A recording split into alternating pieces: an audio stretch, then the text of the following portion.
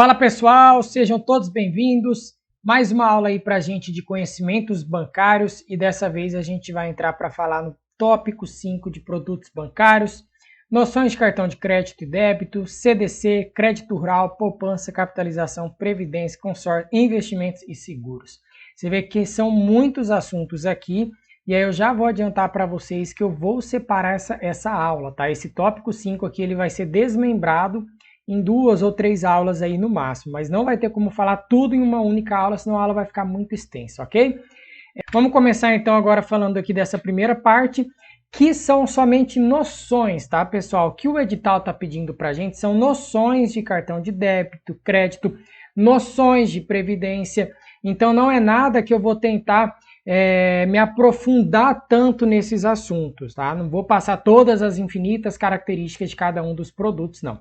E aí o primeiro produto que nós temos aqui, ele geralmente é bem reconhecido aí já pela grande parte das pessoas, né? Para quem já não utiliza mais o dinheiro físico, é o cartão de débito, né? Esse formato físico aqui do cartão, ele vai seguir um padrão, existe um padrão aí nacional, então os cartões eles não podem ser elaborados com dimensões diferentes, formatos diferentes, tamanhos, né, diferentes aí, ele vai seguir sempre esse padrãozinho aqui do cartão.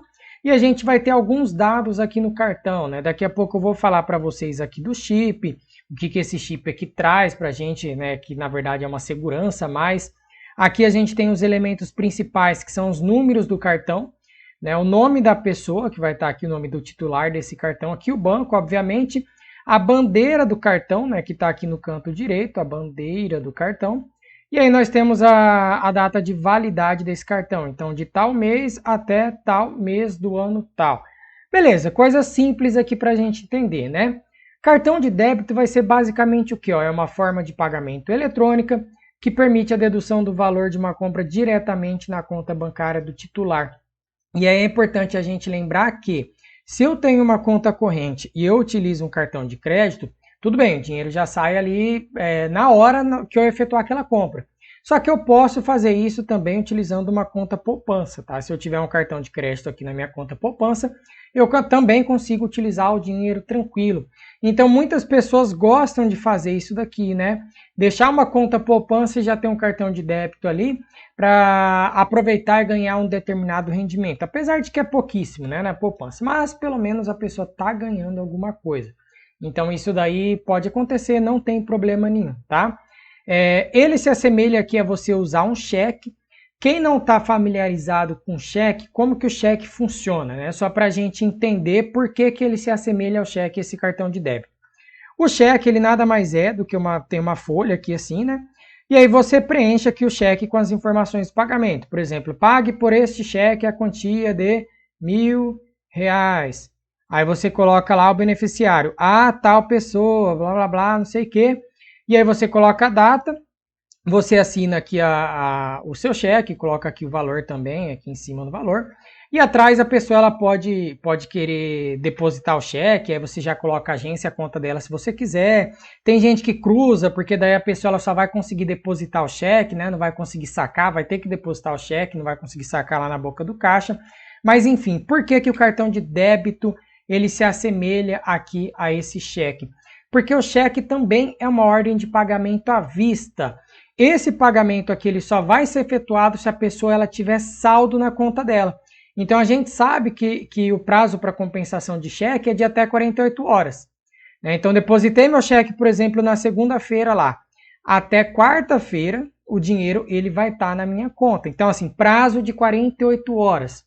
Ok? Se não tiver saldo esse cheque, a gente diz que esse cheque aí, ele é sem fundo, consequentemente esse cheque acaba voltando. Então, é uma ordem de pagamento à vista, ok? Vai ser expedida aqui, ó, tá até falando aqui, sobre os fundos da conta do cliente. E aí, para efetivar essa transação, no caso aqui do cartão de débito, o cliente tem que ter essa senha, tranquilo também. E a transação é feita por um terminal eletrônico chamado Point of Sale, tá? POS. Esse Point of Sale aqui, na verdade, são aquelas maquininhas de cartão. É um ponto de venda. Isso significa um ponto de venda, na verdade. E aí, daqui a pouco, a gente vai entender como que funciona essas questões do portador do cartão, ir lá, inserir o cartão num ponto de venda, como que ela essa maquininha repassa lá para a bandeira, aí a bandeira repassa para a instituição e por aí vai. Então a gente vai ver tudo isso daí também. E aí ele é instalado, né, esse ponto de venda aqui no estabelecimento comercial e está conectado em uma rede bancária. Ao final de uma transação emitido um comprovante e todas as transações são listadas no extrato mensal da conta do cliente. Eu sei que assim, nada demais. Para quem já está acostumado com cartão de débito, aqui não tem grande coisa não, tá? Mas tem gente que de fato não utiliza ainda, que só usa dinheiro físico. Então é importante a gente saber isso, tá? Principais vantagens: maior controle de gastos, não precisa de análise de crédito e não tem encargo nenhum.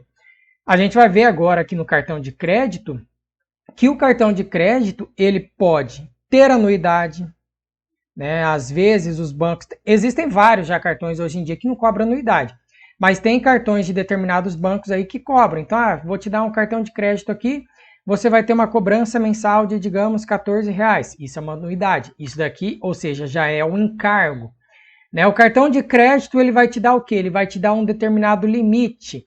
Então você vai ter lá um limite mensal, digamos, tem um limite de R$500. Se você quer aumentar o seu limite, você vai ter que passar por uma análise de crédito. O banco ele vai começar a analisar a sua maneira de pagar esse cartão, se você paga antecipado, se você atrasa, se você não atrasa. E aí, com o tempo, você vai conseguindo ter mais limite e também dependendo da sua renda mensal declarada. Então, assim, o cartão de crédito, ele é uma forma de financiamento, porque a gente, na hora que a gente está comprando ali, a gente não paga na hora, a gente só paga depois. Uma das desvantagens que ele tem é porque nem todo mundo consegue ter. Às vezes a pessoa ela tem uma restrição no nome, tem lá restrição no SPC, no Serasa.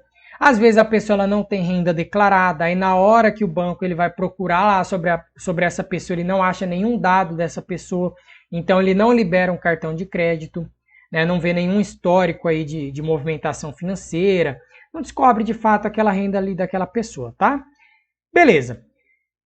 Quais são as principais características? Aqui tem a característica do cartão de crédito, uma definição formal também, só para a gente entender, para você dar uma lida na sua casa depois. E eu já passo alguns pontos interessantes aí também desse cartão. Primeira coisa, ele pode conter ou não um chip.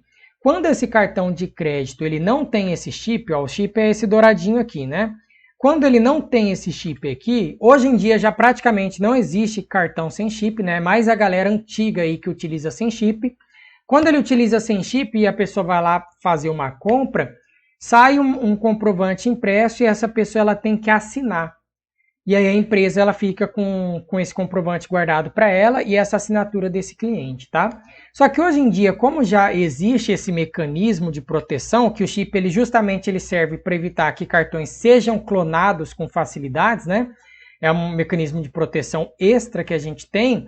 Então eu simplesmente só digito minha senha, a primeira via que sai lá fica com a empresa e a segunda via fica com o cliente. Eu não tenho que assinar nada. Então, se você é uma pessoa mais jovem que está assistindo aqui essa aula aqui, possivelmente você nunca viu nada disso aí de ter que assinar. Eu já vi há um tempo atrás. Quando eu trabalhava lá numa loja lá do meu avô, eu via isso daí, o pessoal chegava com cartão sem chip e aí tinha que dar para eles assinarem lá esse campo aí. Tá? Isso está escrito aqui, ó, apresenta na frente o nome do portador, número do cartão, data de validade. Não, perdão, isso aqui é só tá falando as características do cartão, mas isso que eu falei daqui a pouco já tá falando também, tá? Então o que a gente tem? Tem o nome da pessoa, número do cartão, data de validade, pelo menos, e no verso um campo para assinatura e o código de segurança, CVV. Esse CVV ele vai significar o que basicamente? Card Verification Value, que significa valor de verificação do cartão, ou então como a gente chama, né, popularmente aqui, ó, código de verificação do cartão. Para que serve esse tal de CVV? Imagina que você vai lá fazer uma compra online, né? Você vai lá, entra no site do Mercado Livre e você quer fazer uma compra online, você coloca seu cartão de crédito. Como que o Mercado Livre ele vai saber que você de fato está de posse daquele cartão? Que não é um ladrão que está ali com você, que às vezes roubou seus dados e aí está tentando fazer uma compra ali com o seu cartão. Se você está de posse do seu cartão, basta você vira o verso dele, vai ter lá os 3 dígitos, o código verificador ali, você digita. É um mecanismo de segurança extra também, que basicamente vai trazer essa proteção contra fraude em transações feitas na internet. Você vê que assim, no presencial, quando eu vou utilizar lá, vou direto no ponto de venda, na maquininha, eu não utilizo esse CVV, eu não passo para a loja lá falando, ó, o CVV do meu cartão é esse. Não, você só utiliza nas transações online, então ela serve para ter essa proteção contra fraudes e transações na internet, tá? Aqui fala sobre o tamanho dos cartões que são padronizados, eu já falei para vocês, essa é a ISO aqui que define esse formato aqui dos cartões. Uma das coisas que ele ajuda é reduzir a quantidade de dinheiro vivo em circulação, e aí a gente vai ver até numa aula de lavagem de dinheiro lá na frente, uma das últimas aí da parte de conhecimentos bancários, últimas não, acho que está na metade mais ou menos, que hoje em dia existe um registro das operações por parte das pessoas que vão depositar dinheiro em espécie nos caixas dos bancos, no valor acima de R$2.000. Então, por exemplo, se eu chegar com R$2.500 para depositar em espécie na conta corrente de qualquer pessoa, na minha que seja, lá no caixa de um banco, eles vão registrar essa minha operação, eles vão perguntar de onde que vem esse meu recurso, a origem, vão pegar meu nome, meu CPF. Por quê? Porque hoje em dia você não precisa mais andar com dinheiro, você anda com cartão, ok? Então é um tipo também de ajudar a combater a lavagem de dinheiro, mas isso a gente vai ver lá na frente, perfeito? Beleza. Aí mensalmente tem aqui no endereço indicado a fatura, então muitas vezes você recebe ela impressa, mas você pode decidir por escolher somente a digital. Eu particularmente não recebo nada impresso, né? Eu indico que vocês façam mesmo para a gente colaborar aí com o mundo também, para parar de ficar gastando esses papel zaiado aí, né? E aí você pode, quando você paga, isso daqui é interessante a gente saber, você pode pagar o total, você pode pagar o mínimo ou algum valor intermediário, e aí você vai postergar esse pagamento, claro, vai pagar uns juros e os juros é altíssimo. Então, por exemplo, fui lá, gastei 500 conto aqui no meu cartão de crédito. Gastei R$500 aqui. Aí chegou ao final do mês, eu não tenho dinheiro, eu consegui pagar somente 300. Claro, o próprio cartão ele vai me dar uma opção lá de pagamento mínimo, né? Digamos, o pagamento mínimo aqui desse cartão é R$70. Você tem que pagar ele. Se você não pagar esse pagamento mínimo, claro, seu nome vai ficar sujo, você vai pagar multa, você vai pagar juros e por aí vai. Se você pagar o mínimo, seu nome ele não vai ficar sujo, mas você vai pagar juros nas próximas faturas. Inclusive tem como você parcelar a sua fatura. Então se você ficou aqui devendo R$200 porque você só pagou 300, o que vai acontecer? Lá na sua próxima fatura vai vir as compras que você vai ter naquele mês, mas esses R$200 acrescido de juros que você ficou devendo aí para a sua instituição financeira aí, que seja a sua maquininha aí do cartão, tá? Então assim, não é recomendado, obviamente, que você parcele faturas, que você postergue pagamentos, porque a cobrança de juros, às vezes é 14% ao mês, tá? 14% ao mês, ou às vezes até mais. E aí muita gente fala, 14% ao mês, só por que dá 300 e tantos por cento? Porque é juros compostos, tá? É 14 em cima, com capitalização mensal. Então esse mês aqui cobra 14, se você continuar devendo vai ser 14% em cima já dos 14 anterior. Se ficar devendo de novo, vai ser o do outro mês em cima do anterior, então começa a acumular. E por isso que fala que vira um efeito bola de neve. Justamente por quê? Porque os juros que é cobrado no cartão de crédito segue essa questão dos juros compostos. Então a capitalização dele é mensal. Então dá 300 e poucos por cento ao ano de custo efetivo. Tá? Isso aí, claro, vai variar de cartão para cartão. Tem uns que cobram menos, outros que cobram mais, né? Beleza, e aí, claro, as compras elas vão reduzindo o limite disponível. Então, por exemplo, eu tenho lá o meu limite aqui de 500, aí eu comprei um tênis de R$100. Aí o meu limite disponível agora é só 400. E aí isso até virar um mês, até eu pagar aquela minha fatura. Se eu pagar a minha fatura antecipado, né, eu posso fazer isso, por exemplo, já paguei esses R$100 desse tênis. O meu limite volta para os R$500. Beleza? E aí, tá escrito aqui já no final, né? As grandes vantagens aqui do cartão de crédito são essas. Não é preciso ter dinheiro físico ou cheque na hora da compra. O cliente obtém um prazo a mais para pagar a compra. A galera adora isso, né? 10 vezes, 15, 20, 30 vezes. Dependendo do cartão, não tem anuidade, né? Tem várias fintechs aí, você vê Nubank, Banco Inter, tem umas outras aí que você não tem pagamento de anuidade. A tendência, na verdade, é que os bancos comecem a oferecer isso para o cliente, porque o cliente ele já não quer ter esse tipo de gasto, né? Tem programas de milhagem ou pontos aqui, parcelamento sem juros em algumas lojas. Deixa eu apagar tudo aqui do quadro para a gente entender, tá? Muitas vezes a loja, a instituição financeira, ela vai te dar o seguinte, ela vai dizer assim, olha, William, se você gastar aqui R$ 1.000 em qualquer produto, gastou R$ 1.000 no seu cartão de crédito, né, nesse cartãozinho aqui, cada R$ 1 que você gastar, isso aqui vai ser convertido a 80 pontos, 0,80 pontos, né? 80 pontos aqui de centavos, beleza. E aí, conforme você acumula esses pontos aqui, depois, lá no futuro, você vai poder usar esses pontos para você resgatar em algum brinde, né? Tem cartões que eles te oferecem para você pegar pendrive, facas, churrasqueiras, esses produtos eletrônicos menores, né? Tem às vezes um marketplace ali junto com aquele cartão, aquela credenciadora ali de cartão. Ou então eles te permitem abater valores da própria fatura. A Nubank ela faz isso. Então, por exemplo, você pode pedir, depois que você acumulou os pontos os seus pontos aqui, você pode pedir para que esse ponto seja convertido em dinheiro. Então, às vezes, a pessoa tem 8.000 pontos, ela consegue converter em R$ 80 para ela, porque ela já tinha gastado 8.000 antes. Ou então você pode usar isso daí também para abater passagens aéreas, né? São os mais famosos que tem aí, esses programas de milhagem. Então ajuda você também a ter desconto na compra das passagens. Então assim, eu particularmente, eu sempre gosto de fazer o seguinte, eu compro tudo no cartão de crédito, tudo. E aí você vai falar, William, mas eu não sei me controlar. Claro, se você não sabe, não faça.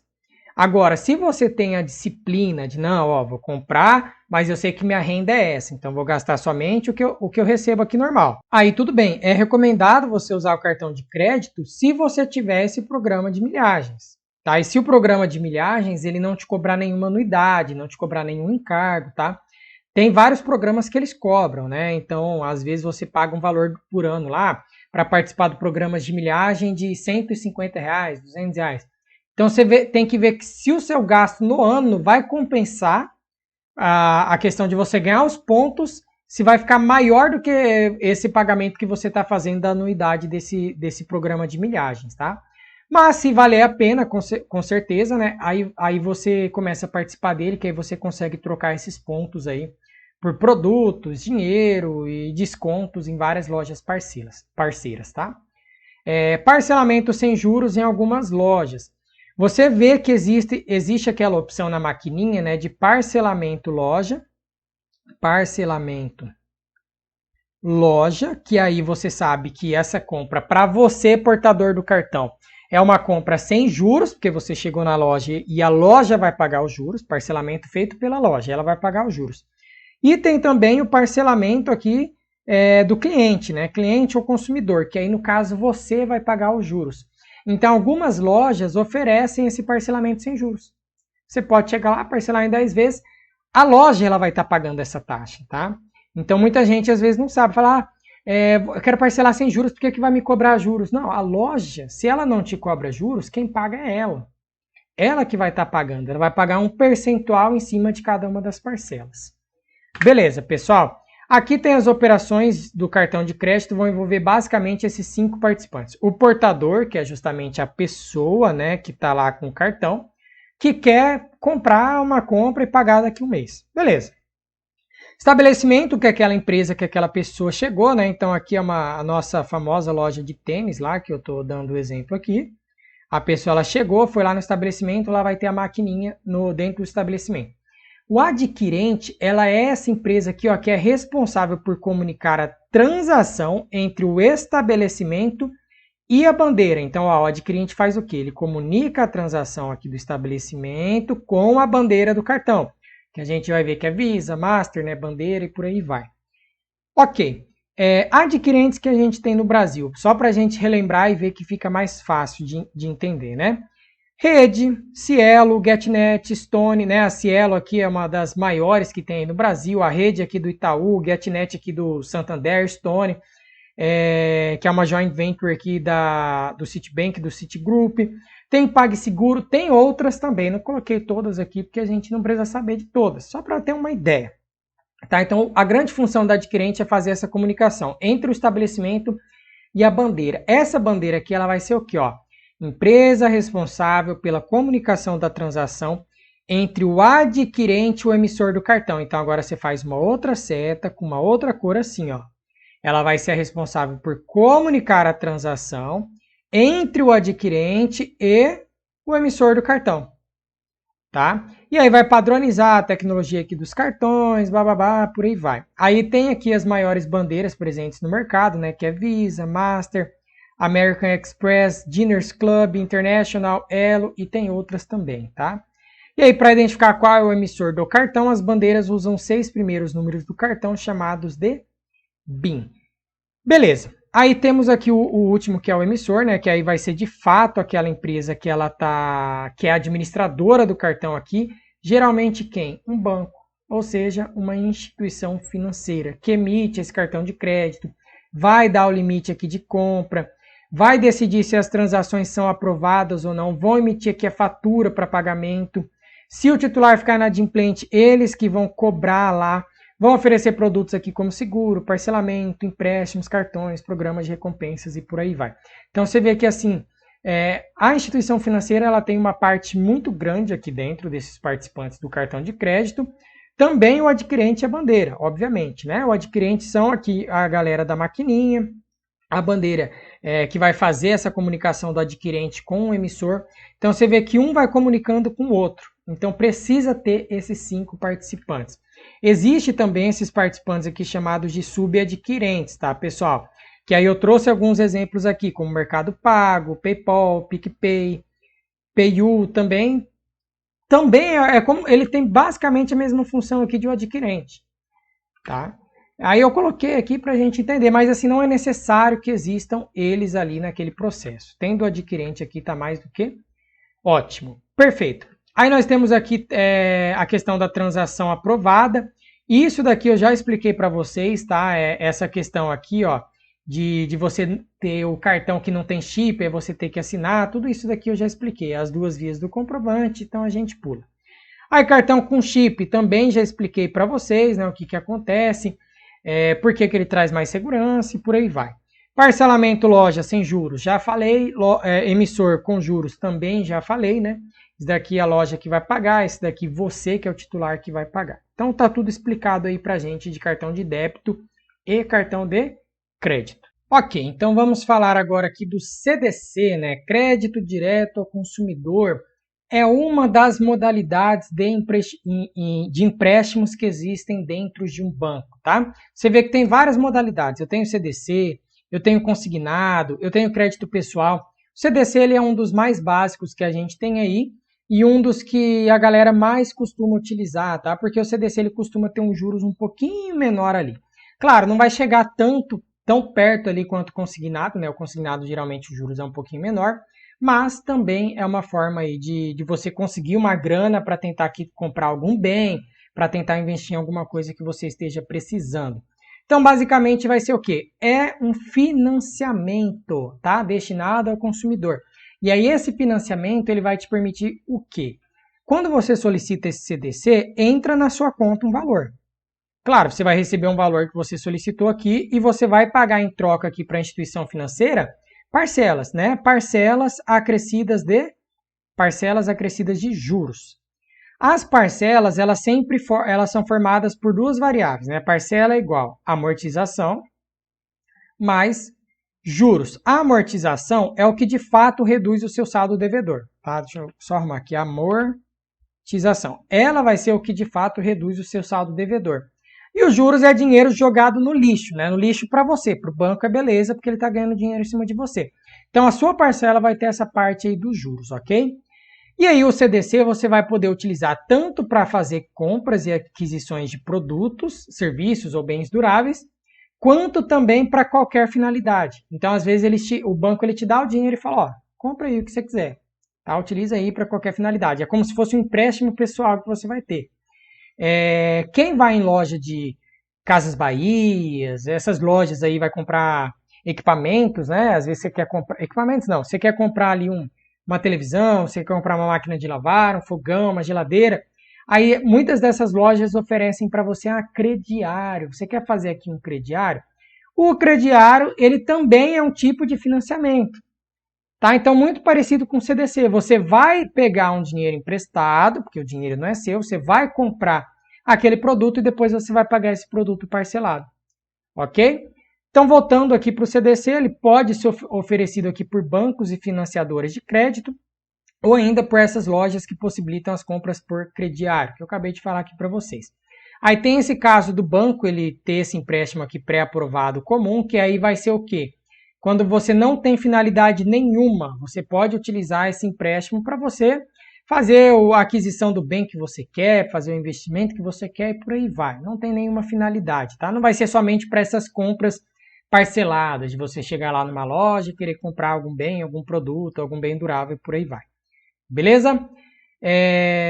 Quando uma compra é feita usando um cartão de crédito, e a gente já liga essa parte passada aí do slide, é o banco quem está concedendo esse financiamento. Então, assim, também é um financiamento. E como todo empréstimo é cobrado juros. No caso do cartão, ele é cobrado juros se você deixar de pagar.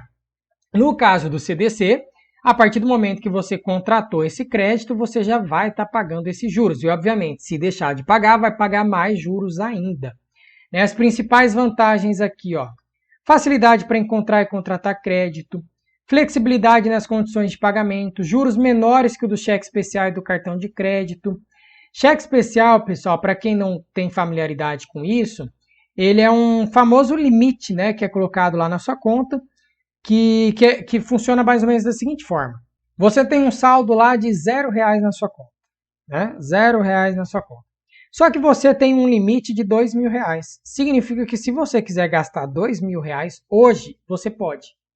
E esse limite aqui, ele é o famoso cheque especial. Então, muita gente vai lá e fica utilizando esse limite. E esse limite aqui, ele cobra juros.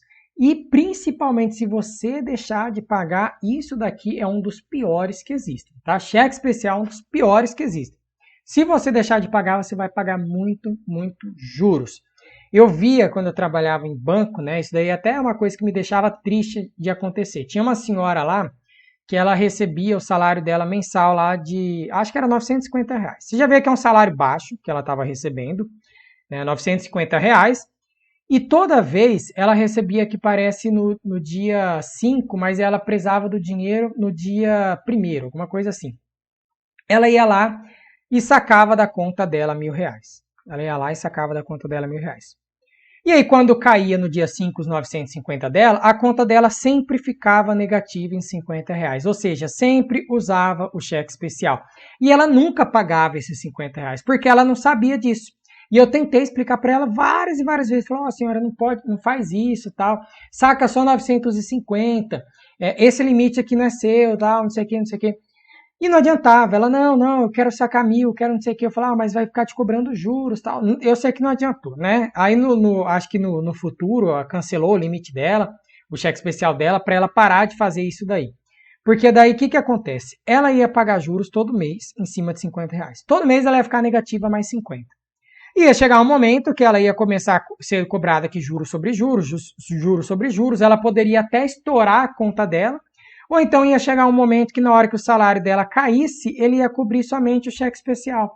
Então ela praticamente ia receber 950 no mês, mas ela já estava R$900 negativa, pronto, vai sobrar 50 para a pessoa. Aí como que a pessoa vive, entendeu? Então assim, se você vai trabalhar em banco, se o objetivo é trabalhar em banco, você tem que ter essas noções aí para que na hora que um cliente chegue lá para solicitar um saque, algum depósito, alguma coisa, solicitar cheque especial, CDC, você saiba explicar para essa pessoa o mundo que ela está entrando, o que ela está fazendo, os juros que ela vai pagar e por aí vai.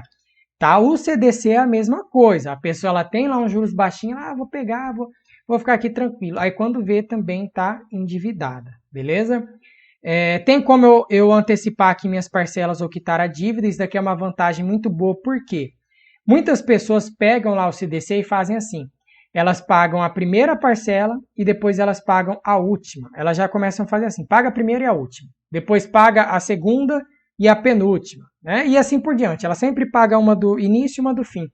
Porque daí quando você paga as suas últimas parcelas aqui, você tem abatimento dos juros. Então, os juros que você ia pagar aqui, digamos, R$100 de juros, você não paga nada. Ou então você paga, sei lá, R$2 aqui de juros. Então, os juros ficam muito baixinho. Então, as pessoas elas gostam de fazer isso. Por quê? Porque daí você está amortizando mais rápido esse seu empréstimo. Então, ele vai acabar de uma maneira mais rápida.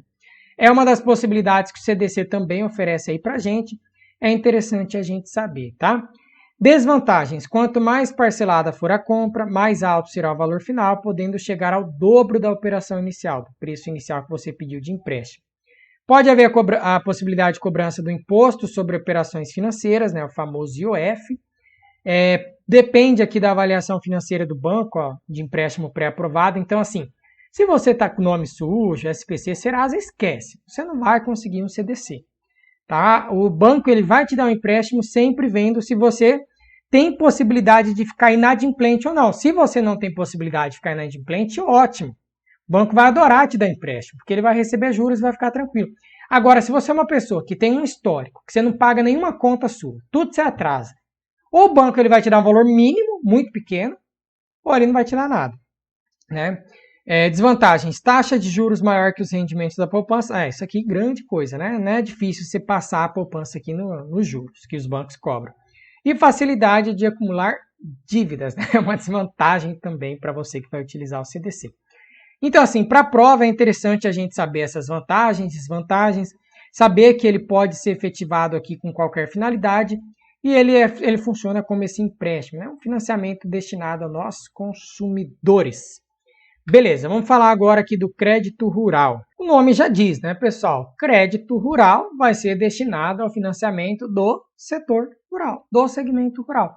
Né? E aí a gente vai ver que o crédito ele tem várias finalidades. Então ele pode servir para custear a mercadoria, para investir em alguma mercadoria, comercializar, industrializar aquele produto. E o crédito rural ele vai ter algumas fontes, né, da onde ele pode sair. Uma coisa para você só ter uma ideia, né? A gente ainda vai falar de poupança aí na aula. A poupança, o dinheiro que você aplica lá na poupança, ele só pode ser utilizado ou para financiamento imobiliário ou para financiamento do agronegócio. Então a poupança ela serve para isso. Né? Muitas vezes a gente não sabe, mas o dinheiro que está guardado na poupança, o banco ele só pode emprestar para esse segmento. E aí aqui, por exemplo, pode investir em novos equipamentos e animais ou custear a matéria-prima aqui para o cultivo. E aí, esses outros exemplos aqui, eles estão marcados aqui embaixo, né? Quais as finalidades desse crédito rural? Tem o crédito para custeio, então, ó, presta atenção no nome. Ele já diz custear. Custear o quê? As despesas normais dos ciclos produtivos. Né? Compra de insumos, fase da colheita. Então, às vezes, o produtor ali, ele está precisando de comprar insumos para começar a sua produção. Ou então, durante o meio da produção, ele está precisando cobrir alguma despesa que ele precisa. Ele vai lá e solicita esse financiamento rural, solicita esse crédito rural. Tá? E aí, isso aí, nesse caso, seria para custeio. Tem o de investimento, que ele vai ser destinado aqui a aplicações em bens ou serviços, que se estenda por vários períodos de produção. Aqui tem um exemplo, aquisição de um trator. Então, o nome já diz, ó, investimento. Você está investindo em alguma coisa. Máquinas e por aí vai. Comercialização, quando o produtor ele já plantou tudo que ele precisava lá e agora ele precisa comercializar os seus produtos no mercado, né? E aí ele vai ter custos para levar esse produto até o consumidor final. Então, às vezes, ele pode precisar de crédito porque ele ainda não vendeu nada, né? Ele ainda está lá e está precisando levar para o consumidor. Então, ele ainda não captou recursos, não tem caixa, às vezes ele precisa desse crédito. E para industrializar, né? Industrialização dos produtos agropecuários, quando é efetuada aqui por cooperativas ou pelo produtor. Então, ele também pode tentar investir em tecnologias para aumentar ali a sua produtividade, aumentar a maneira, melhorar a maneira com que ele está produzindo aquele produto dele ali, beleza? Aqui nós temos os locais de onde vem esse dinheiro que o banco empresta para o produtor rural. Primeira coisa, depósito à vista. Tá? Depósito à vista, a gente já sabe que é conta corrente. Então, o dinheiro que está guardado ali em conta corrente, o banco pode utilizar para emprestar para o produtor rural. Depósitos de poupança rural, né? Então, você vê que assim, eu falei aqui atrás, poupança. Né? A poupança em si, você vê que tem essa poupança normal, A normal ela vai ser usada para o financiamento imobiliário e tem essa poupança rural que o crédito que está nela vai ser usado para emprestar para crédito rural, financiamento rural aos produtores. Tem essa letra de crédito do agronegócio que eu ainda vou falar para vocês. Ela é um produto de investimento, né? Então a gente vai falar ainda nesse tópico 5, ela é um produto de investimento. Tem a LCA, tem a LCI, tem o CDB, eu ainda vou falar essas noções de investimentos aqui para a gente. Tem as fontes fiscais, né? BNDES, fundos constitucionais, o próprio BNDES ele pode fazer repasses aí para os produtores e recursos próprios das instituições. Aqui tem um esqueminha retirado ali do próprio site do Banco do Brasil, do Banco Central. Poupança rural, né? De onde vem, depósito à vista, LCA, fontes fiscais. Quem oferece? As instituições financeiras autorizadas a operar esse crédito rural. E quem são os beneficiários? Produtores, cooperativas, agentes envolvidos com pesquisa e outros serviços e serviços de escoamento da produção. E aí a quem se destina esse crédito rural aqui, né? Pode ser tanto para o produtor rural ou pessoa física ou jurídica, quanto cooperativas de produtores. Tá? Além disso daqui, a pessoa física ou jurídica, que mesmo não sendo produtor rural, se dedique a uma dessas atividades, ó, pesquisa ou produção de mudas, pesquisa ou produção de sêmen, serviços mecanizados de natureza agropecuária, todos esses daqui, eles podem também solicitar o crédito rural, beleza? E aí todos eles vão ter que seguir essas exigências mínimas aqui para conseguir a liberação desse crédito. Comprovar idoneidade, né? Apresentação do orçamento, plano ou projeto, oportunidade, suficiência e adequação dos recursos, observar cronograma da utilização e do reembolso, vai ter a fiscalização aqui pelo financiador, liberação do crédito diretamente aos agricultores ou por intermédio de suas associações formais ou informais ou por organizações cooperativas e observância das recomendações e restrições de zoneamento agroecológico. E aí nós temos esse tal do programa Proagro, né, que é interessante a gente saber aí, e também um pouquinho mais aqui sobre o crédito rural, a gente saber a origem dele, né, quando começou a ter de fato esse crédito rural aqui no Brasil. Esse Proagro aqui significa Programa de Garantia da Atividade Agropecuária. Então ele é um programa que foi desenvolvido aqui pelo governo federal, que basicamente vai fazer o quê? Ele vai garantir o pagamento aqui, ó, de financiamentos rurais quando a lavoura sofrer danos provocados por eventos climáticos, doenças, pragas sem controles e por aí vai. Então o governo ele ajuda esses produtores nesses momentos que ocorrem aí alguma crise adversa, né? Alguma coisa que a gente não estava esperando nesse setor. Né? Por quê? Por que o governo acaba ajudando isso daí? Ele é um setor prioritário na economia, né? Então, se você tem aí danos na lavoura, o produtor ele não consegue mais produzir, isso aí pode prejudicar vários outros setores aí da nossa economia, né? Então, existe esse programa para pelo menos garantir que essa atividade ela continue, tenha continuidade aí, mesmo que ocorra algum evento adverso, beleza? Interessante a gente saber que o Proagro é administrado pelo Banco Central e regulamentado pelo Conselho Monetário Nacional. Então, o Conselho, como sempre, dando as regras, regulamentações, e o Banco Central usando sua função de supervisor ou executor, né, a mesma coisa, para administrar esse programa aqui. E os bancos, de maneira geral, os bancos e as cooperativas, vão ser os agentes do programa, ou seja, os responsáveis por fazerem esses repasses aí para essa atividade agropecuária. Quando a gente fala aqui um pouquinho mais a respeito do crédito rural, a gente vê que ele começou, né? Foi institucionalizado aqui em 1965, então um ano depois de começar ali a ditadura militar no Brasil, começou em 64, que foi quando também, né, em 64, no caso, foi criado o Conselho Monetário Nacional, pela Lei 4.595. Então a gente vê, foi criado o Conselho, o órgão que traz a regulamentação, um ano depois a gente criou esse crédito rural. Antigamente a gestão era do Banco do Brasil. Tá, o Banco do Brasil ele fazia a gestão por meio de uma carteira que era chamada CREAI. Tá? Essa carteira aqui ela deixou de existir já faz tempo, tá? Carteira de crédito agrícola e industrial aí do Banco do Brasil.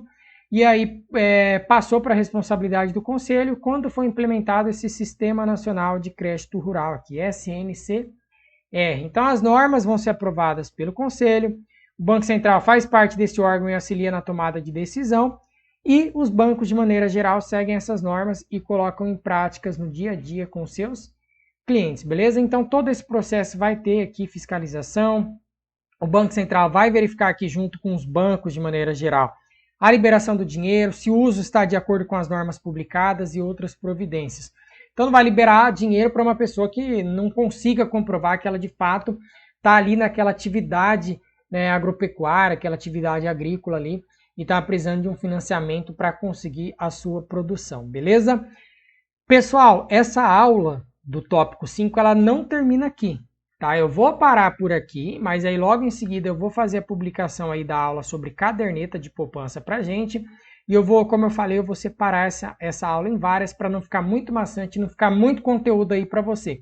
Então, às vezes você quer ver um pouco, depois parar, ver mais um pouco, mas aí é só você dar essa sequência, ok? Então, já tô te aguardando lá na próxima aula. Tchau, tchau, boa continuidade de estudos a todos.